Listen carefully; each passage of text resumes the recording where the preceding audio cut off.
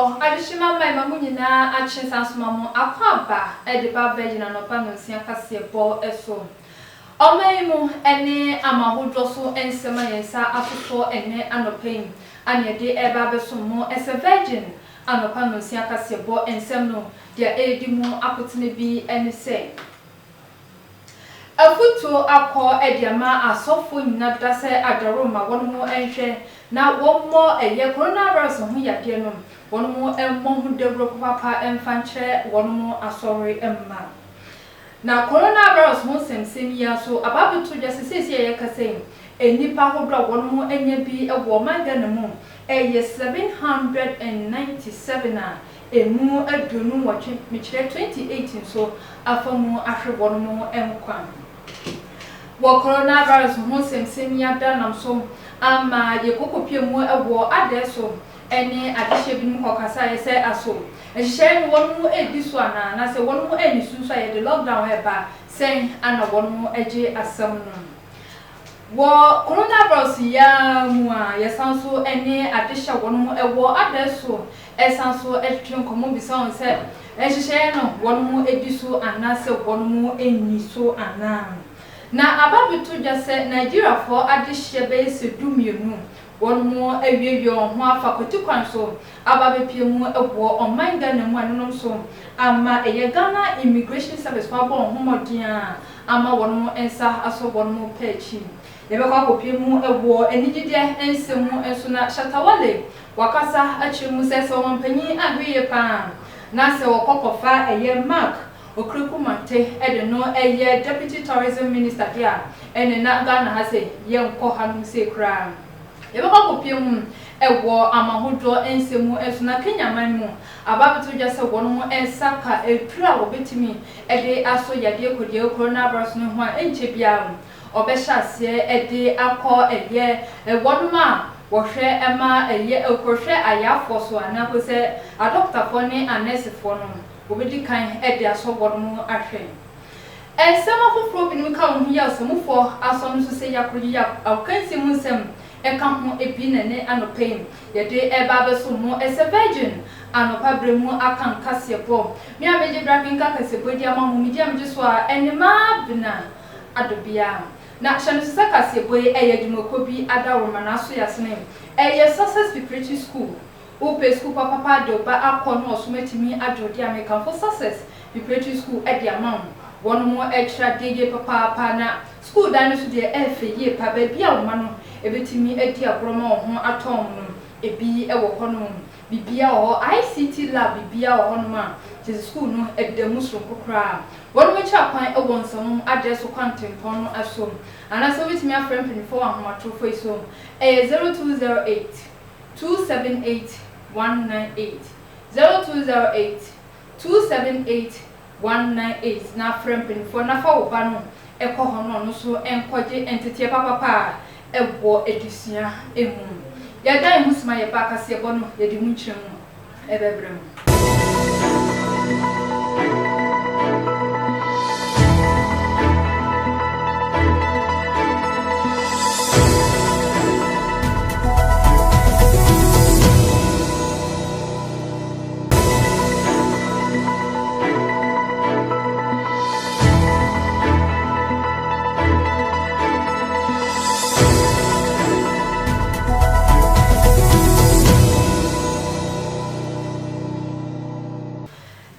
for example mama akwa babiem ediba virgin anopa no siakase bono eso na ye hyase edia afuto akọ edi ama asofo a wonmo ewo omanga na emusentitru se eba no se enipa pa eba wonmo ena se ye kọ asori akwakoti nyankopon asem eni afutu sem a aya na dodo na ejina wonmo eso esanse ye kase kra enu adapasie no eyade se enipa hodro na kwa so dem ekokoti onyakopon asem enunam so ama afutuo akọ ediama asofo nyina da se wonmo emfasa akonya no eso na wontu eye adihye nyina da efo edifa coronavirus ehu semsemi ehu Kwanchefo pani a wono enna wokɔ adaklu a wono mansini no emu wɔhwɛ wɔn apɔmuden ho ensɛm so anidi edi owura Charles Azagba ono ene nei wodi aba betu edwasɛm timemufo no bi kase COVID-19 yade no yade eni ho obi kwatimi na ne fie kase se yade no bi wɔ ho a anka odebia no wɔn eyi wɔ TV so ma ne ho no se Ghana ni bi anase timemu ni bi enya bi de se de ya abrofo no de no yeyi no nanso no wei ebi ensi wo Ghana hada enti no yade no ebi enne ho eno enene wo kase yade no wo ho papa eyie ejina ne nanso pintin enti timemu ni bi ehunu se COVID-19 yade no enda so wo ho wo kasa no ene wode to aso se wo ka che asofo ahodo wo mo wo man Ghana mu se wo mo kodina simpie so na wo mo ka nyame asem de a kire wo mo members meche asori mana yade wo mo mfa sa akwanya no no wo mo ma yade COVID-19 hu dehuro enkire wo mo asori mano se yade no eda so wo ho na emu hyehyɛ ya yade egu akwan mu no yenni so na eno entimi emmoa Ghana na Ghana so entimi emre COVID-19 yade no ase Yeguswa ewo yade kodie coronavirus ababepie mu ewo man Ghana mu emuam na Ghana Health Service for wonu ayehwehwemu ade ababetu edwase kame ese yade no kwa na ekoso meche kodie wo yade no coronavirus no kwa na ekosoro ewo man Ghana mu a wonu asanso di ababetu edwase sesi ayekase enipa wonu enye yade no ebi 797 na emu 228 meche aduonu wotwe wonu so afamu ahwe wonu enkwan Jumekwa wamo hwe Ghana yapomuden ho ensem so wamo nei wamo de ababetu edwasem yade Ghana COVID-19 no esoro kwa na ekọ enu nti brano nyina no namba ne kwa na ekọ soro enkofu omunye binu pagya na epeja eno mo nhwehwe mu kire se efri January busumi ni da etoso aduasa ebesi ene no yade COVID-19 enkofu makomakom 405 ene wamo enya yade yi ebia emu makomaku aduonu nwatwe de womo afemu ahwere womo enkwa enti setimemu ni bia etini fia mane nka se COVID-19 yade no yade a eni ho na emumu no wo ho pa eyie ebi nchewa na woznimu se COVID-19 yade no ebi eni ho na emum se so mu a ubehunu se COVID-19 yade no wo ho enti ye wo fie ebi nya ncheye no ye momodensi ya bebo ye ho ban efi COVID-19 yade no enhu ye nhye nose mask ye horo yensa yemfa sanitizer yensa ho ye ne adofonum ehia ye ntiti yentem se de beya ebeboa ye nanso etimi abo ye ho ban efi COVID-19 yade no ehum esanse entisa fedada no ene de achiwa kianeke wenwu a na ye nyamiado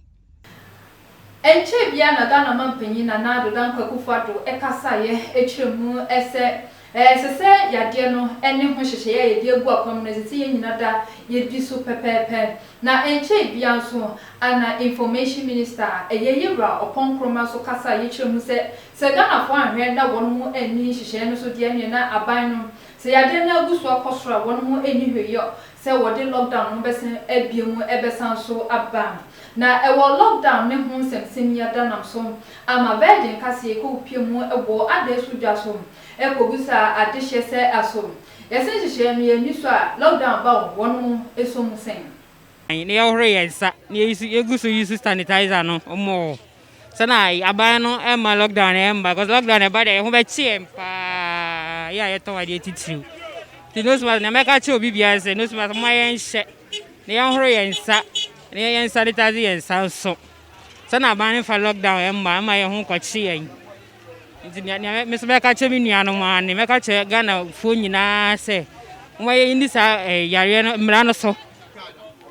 ayampa no smas ne de etwa se ye hye esense yale na aba no yale ehu pa yale be siala mo fro pani oni mo bofla oni mo pani nti se yanhye no smas na ye nyina ye be kwa haw mu se ye kwa haw mu so a ohu ne ye bewu eni nti no smas na ehu hia se ye hye afezo lockdown ya so de na ma lockdown kasa ne de on be kasa nti de ono be ye ne ho beto no na ne manfo enwu te se de amanso bi ewu no eso ye because ye to ade ne de o se ye nso ye hu se ye di nsuo nose mask sanitizer no ne ade ne ye use na boy ye nyina ye ho ba na me di kan aso odin any politics that most important thing the woman any politics ubanzo be be kakra se ye beto aba no kra no ya anya dai ya se ya reni no na ya to aba na wie na ansa na ya se ya re wo eya so odin ya to ama na futu amede ma on se ye nyina ye ni o mampahini de no so ne amfa mpai bo so nya dan enta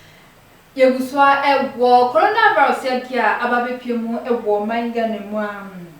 na sedie Ghana mampanyi na nadu danko kufado ekasa yem etu Ghana fo nyinata efose adaroma yenhwe na eyehye yahodo de egu akwamu ni se yehye nose mask yahoro yensa na afenso social distancing no yamano aye ejuma wo manga no mu yahwe na nyinata akoso na yankasa bo ye huban no enam so ama virgin kasie kokopie mu ewo address udwa so kokohwe ye se aso sanhye ye ntitrum en se ye nose mask no adehye yi ediso ana COVID-19 yadie esanse eti atese wo manga ne mu eno enalment pani ene nimpanifo ade abase yemu modin se ye behye nose mask ye bedi hyehyeye ahodo a yede agu akwanmu eso na no etimi aboa na bre COVID-19 yade no ase eno ena ukopie mu ewo adeso a eno ewo Upper West Achini Mensi no emu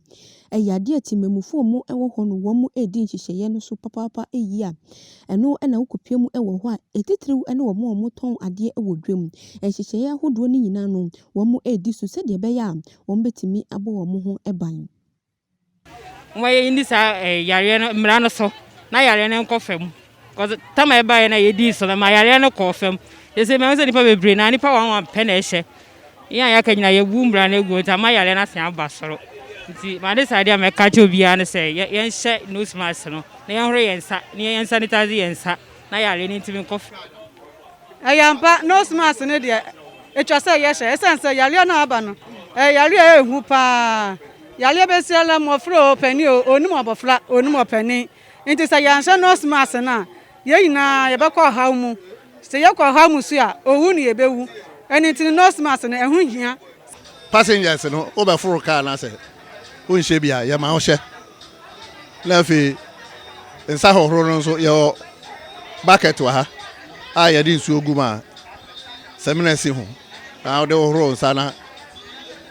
sanitizer so ho ye beto no ene de ye hu se yare bi e wo ho ene ye de to aba ne ye to awie na afi na mbaka se yare na sen abanti ye hye nose mask ye hohoro ye se ye nyese ni obetie no o tie abo no ho ba ontie ma aban no ontie ma obia nti babro na ankasa mposo che se aso etia no entia sema ye den ewa nti won wo betie ne be ya fine de o so ontie no so fine ne hwe de nyame na ankasa be den ebe ye se ye honhom de se ye nikan de nyame pe na onim nti ye di ye ho so wo honam afam a na ese ye di ahyede na o mampanyin se ye nye no na asa de mpai bon so aye den ataye nose mask ne de ye mra se ye hye yansha ebe ha ye mum nti ye mra se ye hye ana de tosu mienu si yansha na ba ne lockdown a ebe ha ye because obi antumi mpie nkọ ba bia eno no emra ne be de den dia chen first de no nti lockdown no eba nti nose mask ne de etwa se ye hye eye compulsory se eno akire no ena police pani ono eye commander bafo ewu a wono nso ode nenum sem atudwa na wokasa edeche Virgin TV meche Virgin News fo ena wokire mu sem ade nti a ama COVID-19 protocols no adesofo wo mu edisu ni nyina ene se wo mu policefoɔ no wo mu de hyehyeye egu akwanmu se wo yensa beso mu se wo nhye nose mask ananse COVID-19 hyehyeye no wuni so no emra ene ubedi esanse yetimemu ni aseden se ewose wodi so enti no mu ne ubedi ne nyonyonyo wo kasa no sei ene wodi nanum sem atudwa na meka amobia te se eye Upper West Achim district ha wa oso nche nose mask ne de ene gineye na twen efi se ye ntwen ma yare no nkosoro kese sa ewo ha na se bo wa onkwa ho ban na bo afoforo de ho ban na se ose obeya asonde a se wona wo mpa wo nkwa ye nhwe na wo nkofa na wo mfa mesan afoforo no ye be ma wa hye kwan bia so ana se ye be chi de ya de aba oman Ghana mu na ekuro bibia obi abo no ho ban Ghana fo ba hase ye ne ya hia ye nam kwan so chese lord kwan so eba oman mu ya de se ya tum ye de esunu atoto nyina da so a ye ma kwan ama ye oho bia emfiri krofu fo so ema mepie mu e wo oman Ghana mu yakoda sorry ya ba betu jase Nigeria fo de hye edunum one more aquacopia mu ewo eye upper west michidum yenu one more aquacopia mu ewo upper west no nom so ama Ghana immigration service for one more ewo honum abon homodia ama one more ensa aso one more pechi Esan COVID-19 yade sese de atese wo wiase afana nyina na wabomodin akọ man bia esunti no timamuni bi ewo man nu emu no hwe na ne ho kire no ewo COVID-19 yade no eho a na wadwane akọ man fofora enya nti atese papa no na wakobo ne sese de be ya obinya ne fa hodie afri COVID-19 yade no eho eno na wobepie mu ewo man Ghana emu a eyade nkofo maku dumienu wo mu adwane na mu afri alata memu na mu afa kwati kwan so ababe pie mu ewo man Ghana mu esanse borders ahodo no yatoto mu no enti omo afamfikire baabi eno mbe pie mu ewo tifido mantem eno na Ghana Immigration Service a womo ewo tifido mantem abomodin achisa nkofo dumienu na eno no womo ehwe so womo de womo beko baabi womo firi baaye anase ye no womo bedi no emra kwan so esanse emra bia emma kwan se wo bi ebefa kwati kwan so anamfikire baabi ebe pie mu ewo oman foforo eso meche Ghana na emum ewo se border no na wo fam na wo bepie mu ewo man Ghana enti ye ma wakwanya wuni akwanya bia se wurem enu enti ne Ghana Immigration Service wo mo ehwe wo mo ene ne bedi no nyonyo awusa ye to akase bono eso na ya de nya kopie mu ewo enigide ensem emum na ababetu jase anhwi ya na empenfo yeyi wo mo ama wo mo ababe deda enyuma hodro wo oman Ghana mu no ahwi ya ne akwakobo owura Mark Okreku Mante edin na yakasa Mark Okreku Manta na chese yeka entertainment a odimu akotini ye papa na huhu ye koso ya ana ababetu jase ahwi ya ne abonidin se ono na abaye deputy tourism minister ewo oman Ghana mu no eno anna shatawale dumtini wakasa ye video achemu se o mampanya hwiye pa na se okokofa owura Mark Okreku Mante ede no eyo deputy tourism minister dia ene na krom hase enya de se yebekọ ha ni Shatawale enani nsem odi ababetu edwane nyina ene se eyade watete no emframemu se Ghana ye mampani na nadoda kwa kufado ene ni mpani fo womo ayomo adwen se womo de Owura Okreku Mante babaye deputy minister ede tourism, creative art and then culture eno ena Shatawale edi ababonte ne woka se eyade a eda mampani na nadoda kwa kufado ene ni mpanifo womudi Owura Okreku Mante ebeye deputy minister pe wono Shatawale obegina na wa campaign ede tia mampani na nadoda kwa kufado ene NPP amanyokuo no esanse wono de wohunu se eyade Okreku Mante enya de obetimi abo Ghana ewo kwan bia so se obeye minister enti no mampani na nadoda kwa kufado one ni mpanifo womo entena se no wo mo hwehwe nimpa fofora omode no ebeye esanse Owura Okreku Mante si yade ne ba eyade creative art industry no sabe wontimi emwa wo mo ewo kwan bia so na nka culture anase tourism na obetimi aboa wo mo you be surprised. I swear you be surprised. Me, I don't want to surprise anybody. I won't surprise the music industry. We'll change it. There will be war in the music industry. Yeah, there will be war. If Okreku Mante will become deputy minister, then there will be war. We will recruit people. We will start campaigning. Badman. Maybe no can try that thing for an top, Badman. Me a come to me rough na me tiano. A come to me, be a home say, oh, shut up there, what talk about? A come to me. A come to me.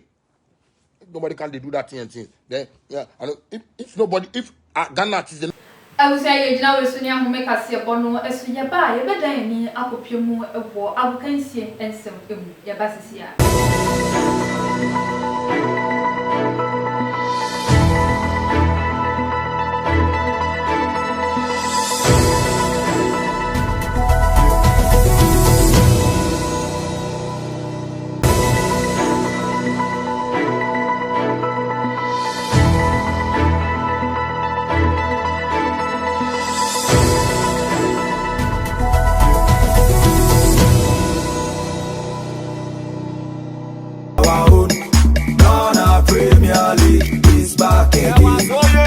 is our home. Let's cherish our home.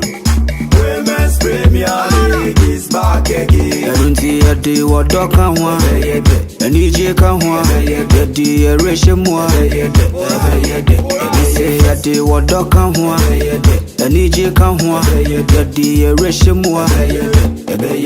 Area busia yakoya ya bai sanso mamo akwa babiem ediba virgin anopa no sia kase bono esu ye dia kansi munsem etwa kase bono esu dia mamu dia GPL no meche Ghana Premier League no egusua ekoso didindu nanu no enye asemkutwa kra na Saturday ya memini de ya game no ebi ekoso achese no enye asemkutwa House of Hope any great Olympics ede ehhehwe so a ekowi ase no na chese has for one month na honoma ama great Olympics for ashe one mu two ama one mu entimi antikanu ebi yenkwankwo highlight ne bi emrasisia. Exciting fixture coming up. Accra had a full good then goal level of points with league leaders Bishop United. X-Man leading the Olympics team, Gladson Awako, is the second highest for Olympics, but it wouldn't be Bulu whistles, Mudasiru gets the City Derby underway. Mudasiru picks it up, the big striker has Awaku in front of him. Lovely back heel from Awaku. Great Olympics, Osebos is crossed in. Would this be the opener? Nope. Certainly, Maxwell Abe could have done better. There again, there you see the instinct. Great improvisation by Awaku and good ball in there. Here, we want him to take it first time, but once the ball takes a bounce before it gets to him. Manaf. Got pass to Razak. Goes past his marker. Jamaluddin steps forward. Defends gallantly for Great Olympics. City Derby. It's Hearts nil, Olympics no. Mudasiru. Yeah, Tosu Ediana chese Great Olympics one mu coach ya prep na Ghana for and some trough one no etwetwe ko bi san say na trip be no use ya ma ne meme ne mrante etimi echi house for ehye won mu ekame no wentimantimu adabra kan na no na o kire mu say awabra na won mu ekwakobo ball plan bi wo hono ma won mu eyo ye no eyo adwuma edima won mu pa. We planned for this game and everything that we put in places came to life. The boys came to the party. We decided to hit them early and it works. So second half, all we need to do is to just be compact and defend the 2 goals. And exactly our plan worked. It's all about belief. We told them they can do it. You know, it takes one game to gain experience. It takes another game to gain more experience. So we told them this is a derby match, but play like you normally do. What we've been seeing on screen and what we've been seeing you guys play, just relax and do the same thing. And then victory came. Na ansompa anasem chofo esanso echi house for coach enu no twetwe nkomo say I say game ye sha se wonu mo say match no ankoye kra fa ma no so hu ni mrante ni say no achi mu say ball wonu mo boy woni Great Olympics for no e de hwehwe so no ya de say ye mistake pa ana wonu mo eyo ye nemom no owogidie e wo abrehemu say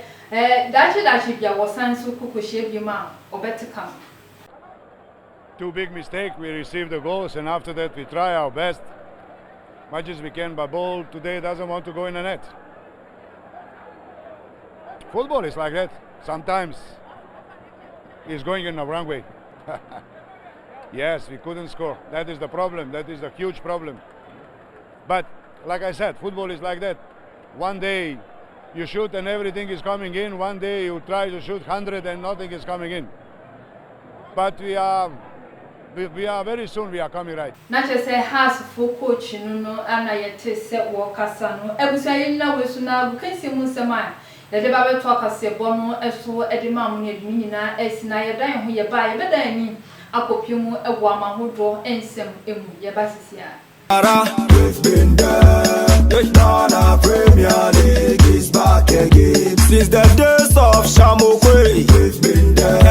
Division 1 League is back again. Since the days of Abeta Saki, we've been there. Women's Premier League is back.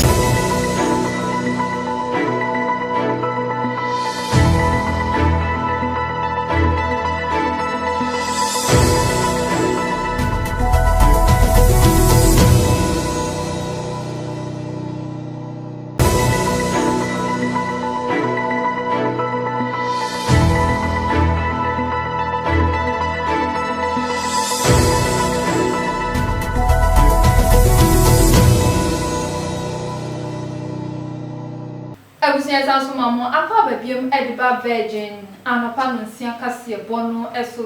na yedi kase bono ekwa kwowie dia ne yedan ne akopiem ebo mahodro ensem emu Kenya manu emu coronavirus ya de no eyade se ebi eba no ebi sanso kopiem ebo Kenya manu emu a eno no kokoye asem kase pa edima o manu na sesi ekase ababutu dwa se wono mu anya ho adura February busumya yesimu ya wono mo ebobo ho as a frontline health workers mechre wono ma yadu wono mo ejinejine nim se yade kudie wono wono mo ehwe no sa ho yade no edonu nya bedru pe obedi kan age no kane na wode asa wono ho yade COVID-19 yadie eno ena okopie mu ewo Kenya man no emu a eyade ababeto edwase wo mu enya no aduru a eye February bisumi ya yewo mu wo mu behase na wo de pane no awotimemu ni bia wo Kenya man no emu eno ena wo mu general secretary edema health ede ababontin ede ababeto edwase eyade ahihye ye wo mu aye eni se wo mu befa enkofo mako 1.2 million ena wo mu de wo mu beye sa edwuma no meche ayaresa bia hodo no wo mbeyi nurse for any doctors ahodo no mo akomo hina abom no mo edu 1.2 million no mo de wo edisa adwuma no eno na wo kire mu no wo kan se eyade wo beche mu miensa ahyase ye no wo mo ebefrase ede awo anesefo ne a doctors wo mo ewo ayaresabia ahodo no wo mo fiwa wo mo de bowo immigration for ansa na edu security for no eso ansa na efiefie no wo mo de edru ho akwakwo amanfo wo mo ewo efie ahodo no enyina emu na no etimi aboa na COVID-19 yade no abre ase ewo Kenya man no emu ewe abusia na ha na berma kwan makase boy bobo no ede babesomo ene anopa yedu nyina asi na ansa na ebekọ no homie hwe ne beto odwa ne bi ansen